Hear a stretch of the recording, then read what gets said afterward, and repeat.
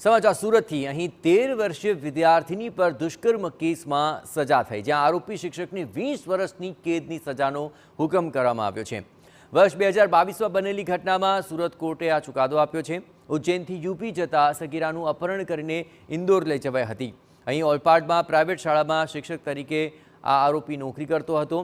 24 વર્ષીય શિક્ષકે 13 વર્ષની સગીરા સાથે દુષ્કર્મ આચર્યું હતું। સગીરાને લગ્નની લાલચ આપી અને આ આરોપી ભગાડી પણ ગયો હતો। ઉજ્જૈનથી વતન યુપી જવા પરિવાર જોડે નીકળેલી સગીરાને રેલવે સ્ટેશન ખાતેથી ભગાડી જવામાં આવી। ત્યારબાદ શિક્ષકે ફોન કરી પરિવારને જાણ કરી હતી। થોડા દિવસ બાદ પરત ઓલપાડ ફરતા શિક્ષકે સગીરાનો કબજો પરિવારને સોંપી દીધો હતો।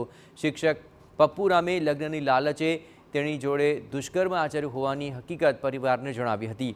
પરિવારની ફરિયાદના આધારે પોલીસે ગુનો નોંધી પપ્પુ રામની ધરપકડ કરી લીધી। સમગ્ર કેસ સુરત કોર્ટમાં ચાલી જતા આરોપીને 20 વર્ષની સજાનો હુકમ કરાયો છે। ગુરુ શિષ્યના સંબંધને લાંછન લગાડ્યું છે, સુરત કોર્ટનું આ તારણ છે।